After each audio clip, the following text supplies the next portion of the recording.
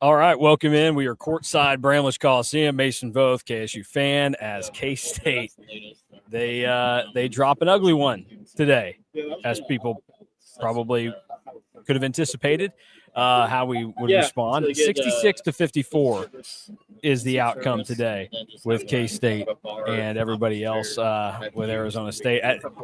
There are a lot of ways we can go with this thing, fam, but you and I think we're on the same page when this game started. The first half, it was, K-State just didn't make some shots. I thought they still got some good looks in there, and I didn't think it was any reason to freak out, but those looks went away in the second half, and it was a pretty disgusting final 20 minutes of the game. K-State never really threatened Arizona State. They made it far too easy for a team that just kicked the player off of the team. Really, they've got absolutely nothing to play for. There's probably a good chance that Bobby Hurley's not the coach at Arizona State next year. Just a lot going on that didn't make sense for Arizona State to win this game as easy as they did. Yeah, I agree with you. The first half, K-State got good looks. I thought they tried to do some different stuff on offense as far as movement, spread the floor type of things, a lot of dribble drive action, and they weren't making those shots, and they had some pretty good looks. And then, you hope that when you're not making shots, you find something else to do to give yourself a chance in the game. And really, this is a dichotomy between the two Arizona home games. Against Arizona, K-State shot worse from three, only made one the whole game, but they found ways to play defense and get stops and tough out a game. And they didn't do that today. They just didn't get that part done. They didn't get very good guard play, which to me is the key to college basketball. You had rough games from both Max Jones and Doug McDaniel, and you needed someone to step up without Coleman Hawkins. And I knew Coleman Hawkins would be a major impact loss because they play offense through him so much, but I didn't think it would be this big. And then you just let a couple bigs for Arizona State take it to you. They combined for 28 points and 18 rebounds with their two post players. Now, a couple of those were some lucky threes, but they still controlled the inside more than K-State did. And just disappointing. You have your worst offensive game of the season and the second worst or third worst in the 10 era, and that just isn't going to get done down the stretch in Big 12 play. Yeah, I think disappointing is probably the word of the day when you consider how everything played out for the most part, because this is a game that you come back quite a few days to rest up. Maybe you should have a little bit more juice and energy going into it, and I thought it kind of looked like the opposite. You look at the minutes that guys played today, I thought it was strange that David Gasson didn't crack 30. Max Jones didn't crack 30 in the game today. Brennan Hazen didn't crack that number, and you would have expected more of those guys to cross that barrier when Coleman Hawkins doesn't play. You're going to need – those were the guys next up after Coleman Hawkins goes down. And for them to not play that much, I thought was odd. I had kind of alluded to after the losses in Utah that I said I hope something's wrong with Coleman Hawkins because it did not look good up there. Well, come to find out, yeah, he's dealing with an injury that kept him out of today's game, and it doesn't seem like he's probably going to play on Wednesday at UCF either.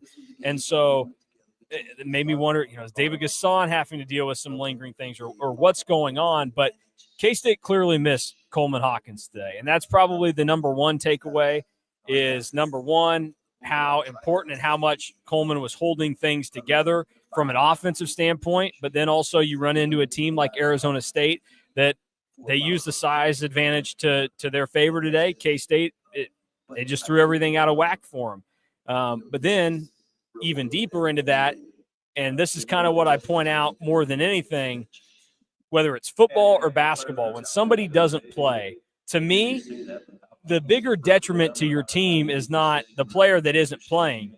It's who has to come in and play for him instead, whether it be, a receiver in football. And it's like, okay, you lost your number one, and now this is what the lineup looks like behind him. That's not great. Today, you just had too many guys on the floor that at this current point in time are not ready to play the minutes they did in a Big 12 basketball game today.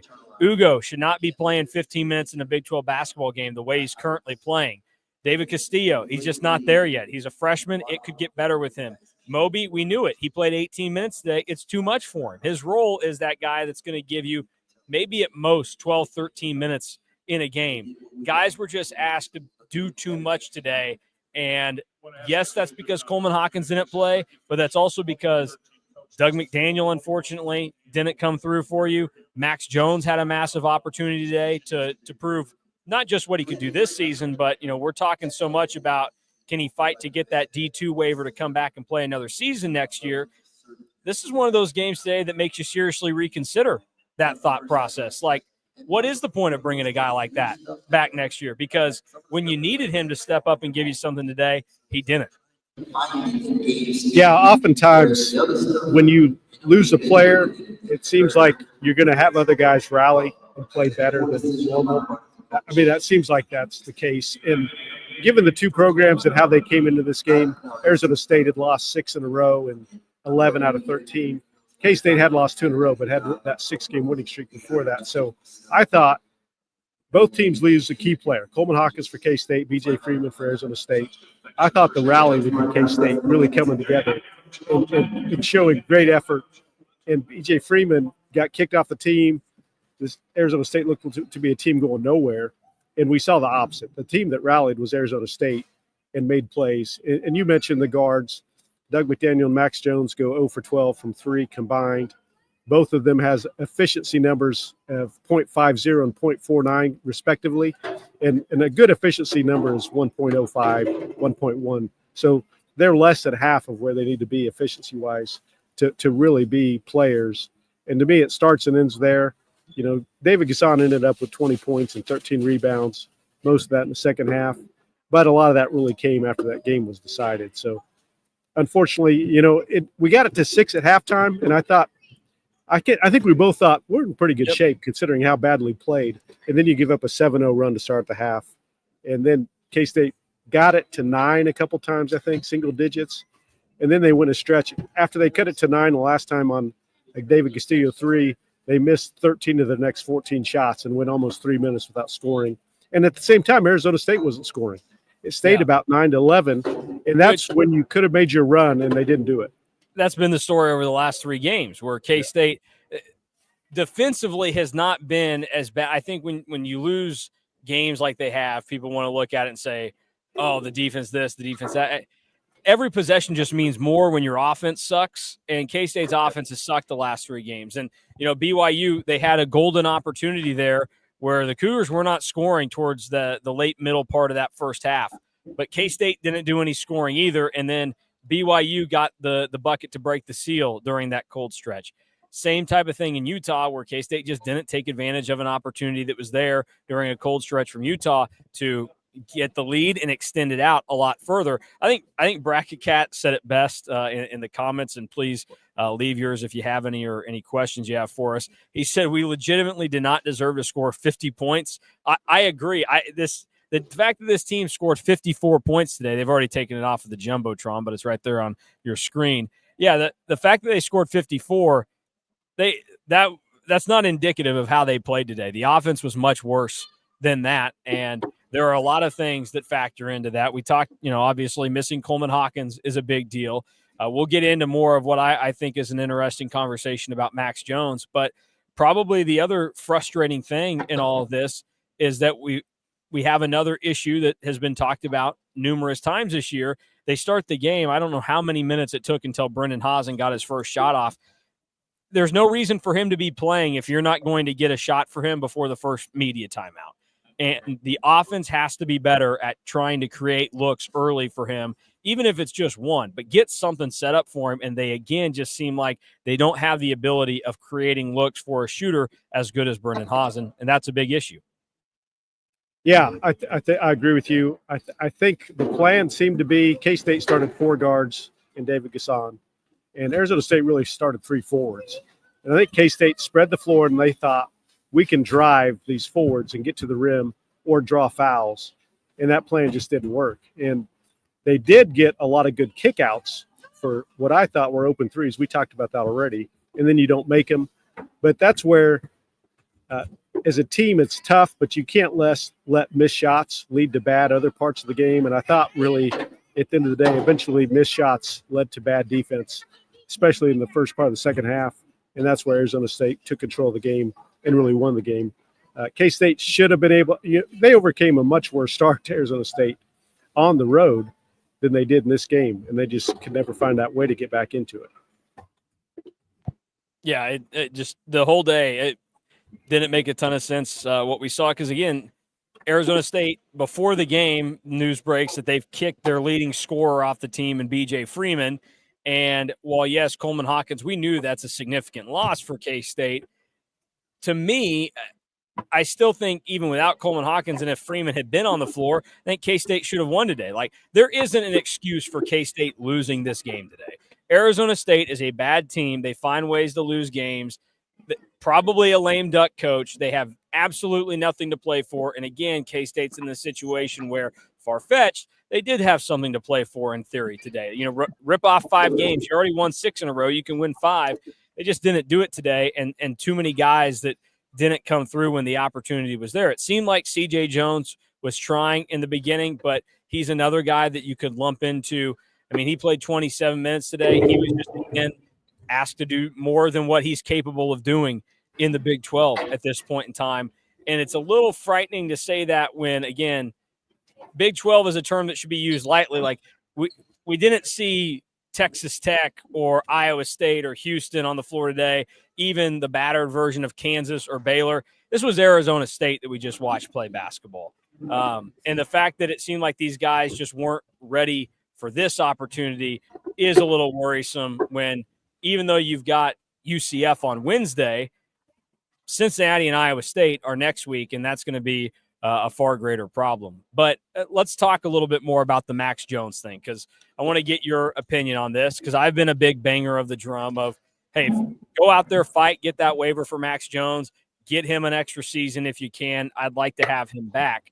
But today kind of made me rethink that, because I think you do – it would just solely depend on what you're going to be able to bring in next year. And I guess, again, you're going to have more roster spots. You're not going to need to just tell a guy to leave for the sake of leaving. But I don't know that you need to work so hard if he does get that extra year to try and make the pitch that he needs to spend it at K-State. I think he might anyway, so it may not be a big deal. But it's clear that, you know, there was a lot of discussion on the KSO message boards this week about what the core is coming back next year. And while there are elements of it that I feel good about, you can debate on what that pecking order kind of looks like. And it's clear that Max Jones is not in the top tier, which is, to me, Doug McDaniel and Brendan Hausen, and that's about it. Those are the 2 guys you absolutely have to keep. And then there are a handful that you say would love to have them back, but it's not integral to what you do. And then others that you say, we do not care if you're in this program anymore. Probably better if you leave us. And I think people are probably pretty aware of who those players might be. Yeah, I would agree. I mean, it's no coincidence that Max Jones played some of his best basketball of the season during the 6-game winning streak. He was very solid, double figures in 5 of those 6 games, and hitting threes, much more efficient. But now he's gone one of his last 11 from 3 straight efficiencies under 0.8, which is not good, and really struggled. And I think that coincides well with K-State struggles these last 3 games. And the frustrating part is you got through that 6-game stretch. You knew you were going to go to BYU. That was going to be a tough one. But the next 5 games, 2 of them we've already lost, were against teams ranked outside the top 50 in KenPom. So this was another stretch where K-State could put together some wins against teams that they had been playing better than in that 6-game stretch. But, again, we've seen these first 2. The Utah loss was frustrating, a game they had a chance to win. And then today is just, very disappointing because you really didn't have a chance to win this game at all. I mean, K-State finishes on a 9-0 run to lose by 12 at home to a team ranked 6th in the 60s. That's just a bad day. Yeah. George says in the comments his team can't afford an off day from Doug, especially not this much of an off night. Yeah, it's a tough day for Doug McDaniel. He ends up 4 points, 2 of 12, didn't make a single 3 despite getting some of those good looks early. 4 turnovers. He did have 7 assists, which I would contend 7 assists with how this offense set up today is in some ways still impressive. Is the performance today in any way an indictment on Doug McDaniel and concerns about what it would be with him as your lead guard next year? Or is this just an example of this roster doesn't have enough around him, especially if you take Coleman Hawkins out of it? I think that was a big deal. I mean, Coleman Hawkins is by far your second best ball handler distributor on this team. And some days he's the best distributor on this team.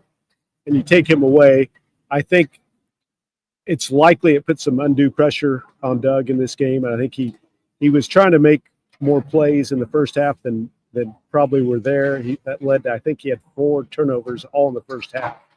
And those struggles shooting the ball. Then I think when those struggles shoot the ball came, then it just kind of steamrolled on him, and he couldn't get past it. And it's unfortunate. You just can't have that bad a guard play from Doug and Max and win games. Yeah, it's got to be better, and disappointing the way that it showed up, because those guys had the opportunity where really the keys were in the hands of Doug McDaniel and Max Jones today. They were going to dictate how K-State played and if they could win this game. They played poorly, and in Doug's case, I don't know, just he's in a different situation than Max is, and Max, I felt like, had the opportunities in front of him. He just didn't convert them today, whereas Doug was in some tougher spots. Yes, you would like some of the threes to fall. And his three-point shooting this year having as big of a drop as it did from when he was at Michigan is a little worrisome, but he's done so many other things well. And a lot of the shots that we saw him miss, around the paint and just outside of it, he's been executing those for the better part of 2 months now. His touch is really good. I'm not overly concerned about it, but there is just so much out of whack with this team today. He didn't have enough help around him. Whereas, again, Max Jones, I thought there were some more things. And we already discussed Brendan Hazen and not getting the opportunity. And we're kind of back in this spot where even regardless, there needed to be sweeping changes with how this coaching staff and this program operated after this season. And I'm not like some to where I think that it's Jerome Tang is a terrible coach or whatever. Because again, I still think we've seen better from Jerome Tang than worse. But the offense needs some serious reworking, and you have to evaluate and analyze better with how you're bringing guys in to the team. And I want to throw this out there because so many people think that roster continuity is the key to success in college basketball now. Yes, it's important, but the reason why it's important to me is not just because, you have 8 guys that were on the team last year, they're playing together again this year, problem solved. Pardon my French, but if you got 8 shitheads and you bring them back the next year, then you're probably going to get a bad product. It's not just going to be, they played together last year, they're going to be better. And by no means is that what I'm saying about this team. I'm just laying that out there to make my point. Because what we saw in year 1 under Jerome Tang is it was a brand new roster because, yes, Noel and Masood came back, but it's a brand new coaching staff. So they were transferring into a new team. Brand new team. They do great in the regular season. They go to the Elite Eight, could have gone to the Final Four, all this. Like, they did it without any roster retention from the year before. And that's because, to me, the reason why roster continuity comes through as showing as being important is mainly because teams are able to retain known personalities and guys that work together. And that's why the teams with roster continuity win. The teams that are turning over so often, they know that, this isn't going to work, so let's get them out. Let's flush this. Let's try to get this puzzle right finally. And I think that's where K-State is going to be in this situation now, where don't just take guys back to take them back, but seriously evaluate, is this guy going to help us or is he not? And also within that, be selective this time and don't just look at it and say, oh, well, I think that these guys are, I think that this guy isn't good enough to do this or that. If you have a decent player in front of you and you can keep him and you don't have to waste a ton of resources on him, you should do that. And I think we're seeing some of those effects with it'd be interesting to know what the difference makers in totality were for Arthur Kluman, Cam Carter to move on, where I don't know what the major difference they would make for this team is, but if one of those guys was around today, I don't think you lose this game to Arizona State because, again, you were just in a position where you had too many guys that were not capable of playing the role they were given. You needed another player that could step into that. But I just wanted to make that case on roster continuity. It's not just about bringing guys back for the sake of bringing them back. You bring guys back because you know who they are, and this team needs to get a lot better about knowing who guys are before they've had them on the team for a year, and then certainly the year that they have them, and trying to keep them through that next spring-summer period where the portal opens up. Yeah, the key with continuity is productive continuity and continuity that's bought into the system that you have in place. And I think that doesn't always work. It's not a guarantee. I think if you look at the Big 12 standings and you look at continuity, most of the teams at the top have a lot of continuity.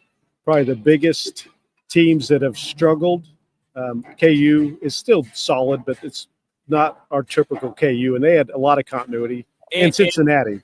And what I would make the case on there, KU's a good example of bad roster continuity. Yeah. I think Bill Self has, handcuffed himself and let Hunter Dickinson and DeJuan Harris take his team hostage from being a better team in the Kansas that we're used to seeing. I think those guys put a pretty hard cap on what you can succeed like to where what KU would normally be accustomed to. So I think that they're an example of what I'm trying to say here, where just bringing guys back for the sake of bringing them back doesn't do a lot for you. I mean, and KJ Adams is in that mix too, where these are all guys that have been there for a while now, and they just don't work together. They don't have enough skills that translate to winning at the highest level. So they're an example of the other way.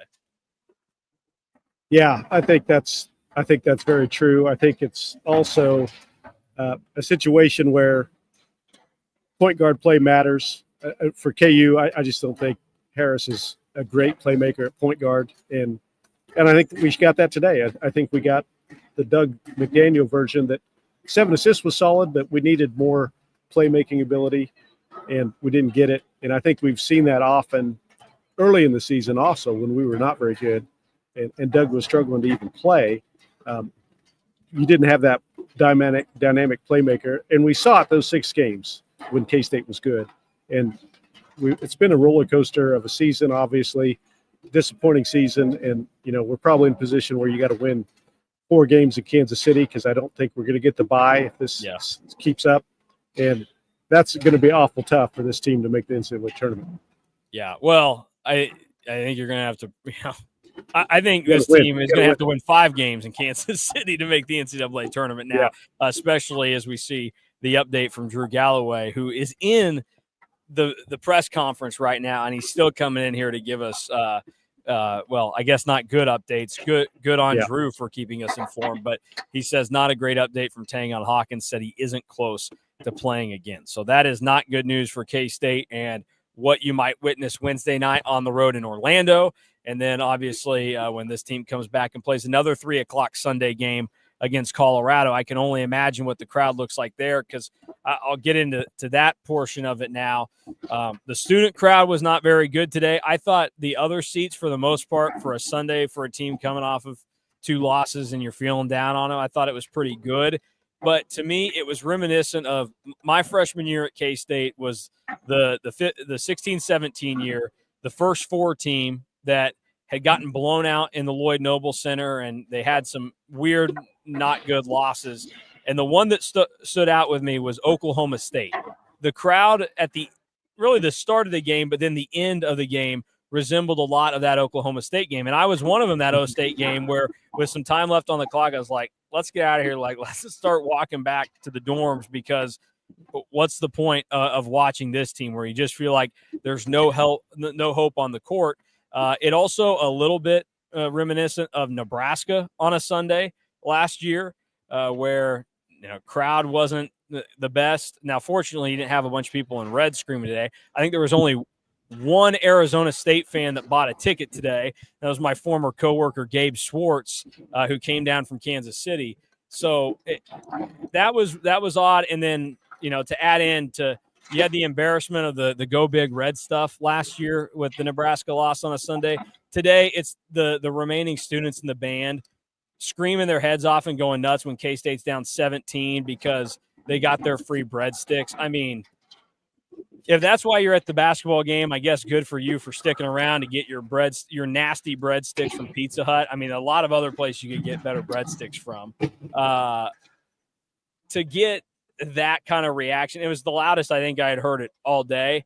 That was just another really sad and embarrassing thing. And you're probably fortunate it was against Arizona State, who again had one fan in Bramlage, as opposed to somebody that would actually pay attention to it and make fun of you for it. But it felt like a low point in this season that has had a lot of low points, but it's disappointing that this season's going to kind of go out with a whimper, because during that 6-game winning streak, this team earned better than what this is going to end up finishing like.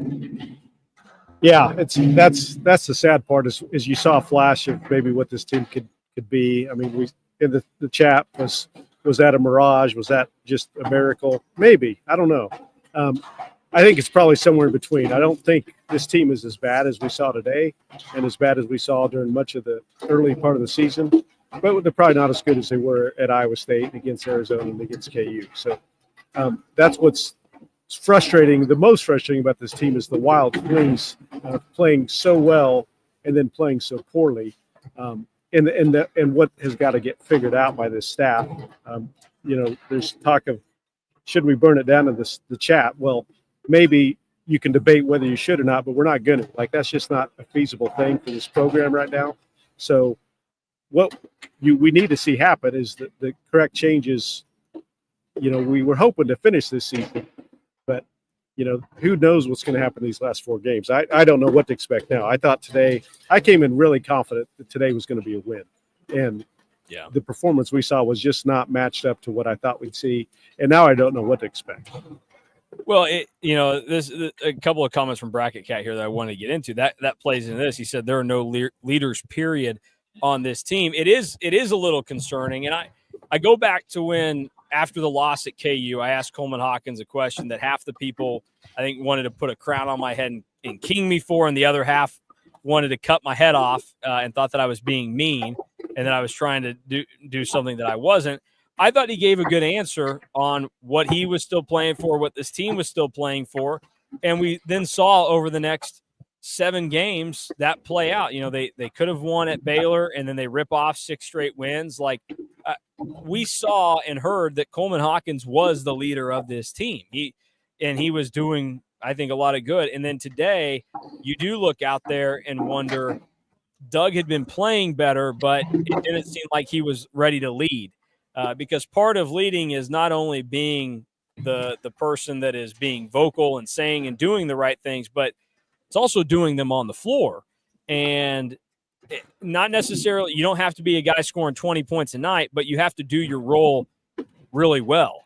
And I think we've seen that in different points throughout, K-State basketball history or whoever else you want to make it out to be.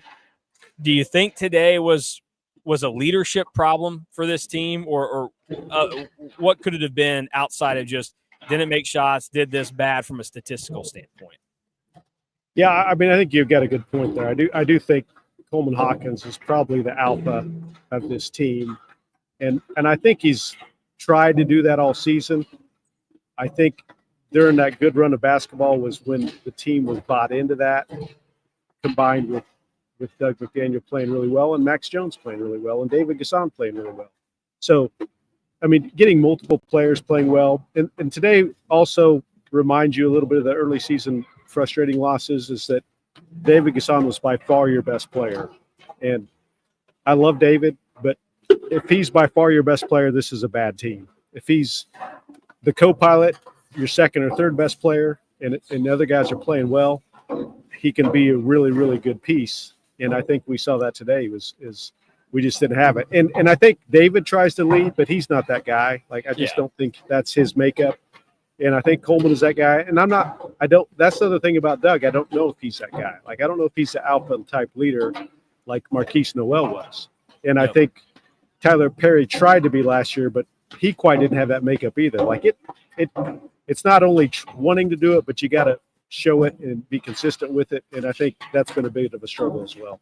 Yeah, and some guys haven't, some guys don't. I mean, look, I have a dog that likes to think she could take anybody, and she thinks she's a leader. She thinks she's the big dog, but then you look at her and you go, Mitzi, you're 5 days shy of turning 16. You weigh 15 pounds. Like, you're not that guy. You know, you're a small dog living in a big dog world. Like, you know, pick your spots, but you're not going to do anything other than annoy the crap out of your family every once in a while. That's where you sit with this, where it's just a natural thing that some guys have, some guys don't, and it doesn't. You know, your stature. It doesn't matter if you're Marquise Noel sized or if you're whoever. It's all about it's a personality thing. And I think we kind of know based on how Doug's start to the season went, it's probably not in his personality to be that kind of guy. Like, I think there's been a lot of work done by Jerome Tang and Doug McDaniel to get to the point where they are now, where he is a good point guard for you to have to, you know, kind of build a team around. But this team is, as we think about what you're doing to build a roster going into next year, they are looking for a guy that can come in and say, the buck stops with me. Like, I'm going to lead you guys. I'm going to teach you guys how to do this. And I think, you know, to some extent, you kind of thought you were probably getting that with Coleman Hawkins this year, a guy that had played 4 years, 4 NCAA tournaments, a Big Ten championship at Illinois, all of these great things. And for many reasons, it just didn't work out. We started to see a stretch where that was kind of paying off. It's not anymore. But I think that's one of the things that you have to kind of look through in this process, too, that's going to come in the offseason, which Ryan mentions. How many coaches survive 2 out of 3 bad seasons? A lot of coaches, especially with the financial implications of the Jerome Tang thing. I mean, Bruce Weber survived 2 really bad seasons back-to-back and got to have a 3rd really bad season back-to-back, and there was a lot less money tied to that. He also had 2 bad seasons back-to-back after 2 NCAA tournament teams, and then he rebounded and made the tournament 3 straight years after that, Elite 8, Big 12 title. Like, it happens a lot. I think, again, there's no worry about where Jerome Tang's going. It's just you can make changes with other guys on this coaching staff. And I think at this point, you've seen that 2 of the 3 years results have not been anywhere close to what is acceptable at K-State. And so you have to make some changes there. And I'll be fascinated to see if that takes place. And we'll see how that kind of moves after that. Yeah, and the expectation level is based on what this staff has done the first year and what they said going into each season after that the expectation is to play for titles and to have a parade in Manhattan and to make deep runs in the NCAA tournament. Like, that was the expectation. And the talk this past off season with the NIL being up in the air, you can go out and spend money at a school like K-State and buy and get in players that maybe you can't during other situations. And with the new revenue sharing and the way NIL will work in the future, maybe this was your year. So you can't talk like that and raise the expectations of the fans and then not expect there to be disappointment when it doesn't happen. So that's part of it. But I also think I'm kind of with you, Mason, that there's been enough good things. We've talked plenty that last year, even though it was not a fun season and that's the expectation, they probably milked as much from that roster as they possibly could have. This year, I don't think that's the case. And last year again, and it's weird because it does sound like playing 2 sides in a big way, and not picking one with how I lay out last season. But I think it's very true. You had 2 things go on there. Where number one, last year, I think if you have Naquan Tomlin on last year's team, I think they're in the NCAA tournament. I think that's good enough to get over the hump. You probably win that game against Cincinnati. You win that game at home against TCU. You win that game at Oklahoma State. Like, we can add a lot of games up that you probably win if you have Naquan Tomlin. But as we also know, and I know that some people don't want to admit this because they want this to be a war on Richard Linton, the president at K-State, while from a public relations standpoint, he handled it as poorly as possible. Like, he did a terrible job there. The decision he made probably wasn't the wrong one, given what some of the thoughts are that transpired there. And, like, Naquan Tomlin is the reason he wasn't on the team last year. It's not because of Richard Linton, even though he made the decision to do it. Like, and that's, again, goes back to this staff having to be better at evaluating who are you putting into the program And are they reliable people to bring back for another season? And I'll lay it out like this because it's significant. The two teams that played on this floor today have both in back-to-back seasons had a player kicked off of the team.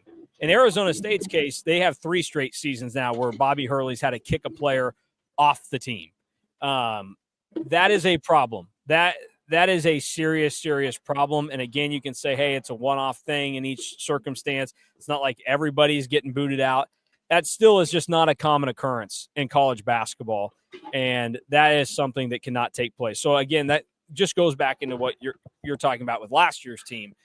I think they were in a position to probably make it back and not be as good, but make it back and make people be satisfied. But when you miss back-to-back tournaments, it does feel like a complete failure and like like things are in a really bad spot with the program. And they're not in a great spot right now. We know that. Like there is no clear pathway to this team getting back to where they should be. And that's why all the work that gets done in the offseason will be fascinating to watch. But it also doesn't mean that we'll know any answers until probably December of next year, because we thought they hit it out of the park this offseason, and it's clear that they went up there and they struck out 3 times and had a sack fly when the game was already 9-1 in the bottom of the 9th. So final call for questions, comments that we might get to, and then I'll turn it over to Fan right now, though. Yeah, the other thing I'll mention on that is hamstringing yourself a little bit with roster construction. You know, it wasn't just Tomlin last year. You had Glover that never played hardly. This year you lose a chore. Buddy Rich is not playing. Bayfall is not playing. So you're filling spots on your roster with guys that not only aren't playing, but aren't even part of the team, aren't part of your culture.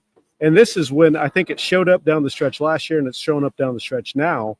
When you lack that depth of talent in your roster, I mean, Coleman Hawkins is a big loss, but still you don't have the pieces to reinsert into your alignment. And then you have other guys that have to press to make plays. And I think we saw that some down the stretch last year. I think we're seeing that again, that not having that depth of talent in your program really hurts. And this should be the era where you can build that depth.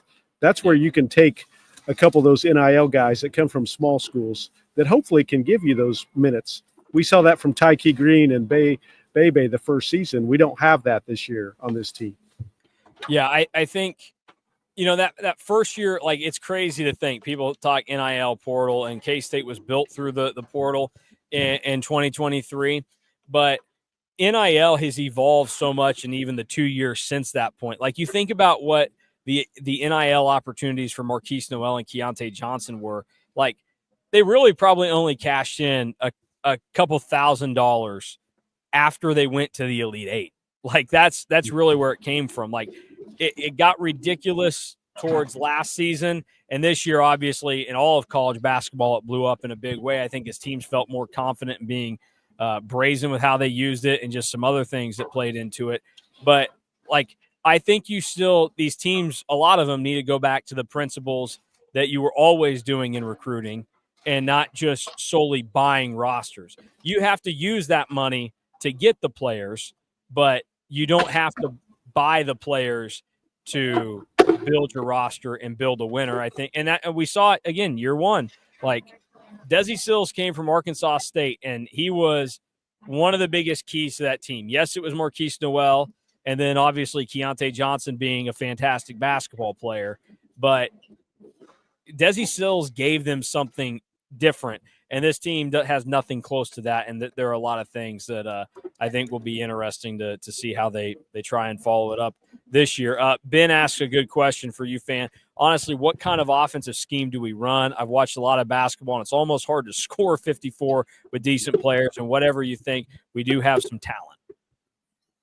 Yeah, that was really what I thought was interesting, especially the first 10 minutes of this game. I thought we were doing things different than we have all year. There was like some read and react type schemes where pass and cut. There was some different, a lot of spread and try to drive it. And then there were some actions on the perimeter, kind of some double screens on the perimeter for guards.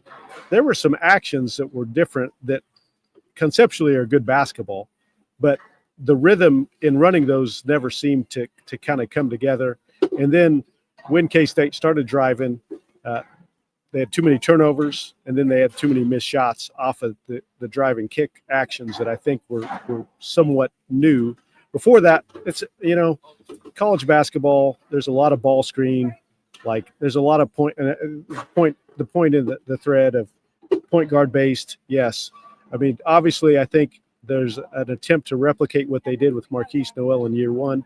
I think there's some tweaks with the 5 out in year 2, but those, when push comes to shove, they still go down to those options of ball screen at the top of the key after you run your actions. And I think part of it is it just wasn't working, and part of it is I think the people in the thread and the chat are right. We just don't have good enough players to make it happen consistently. Yeah, no, that's true. Drew said he's trying to recruit like Baylor, but it's not possible to match that. Here's what I'll say on that. There is some truth to that. Baylor's a good example of what we're talking about right now, though.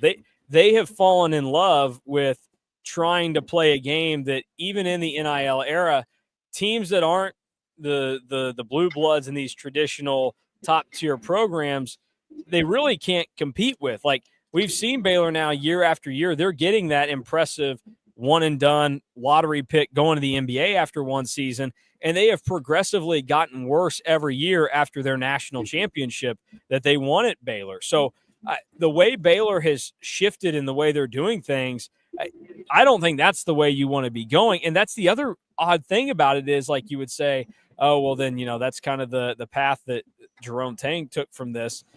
He was only there for 1 year after they won that national championship. So it's not like he's kind of been indoctrinated into the Scott Drew way now where it's, hey, let's get VJ Edgecombe and see what can happen there. And then, buy Norchad Omier.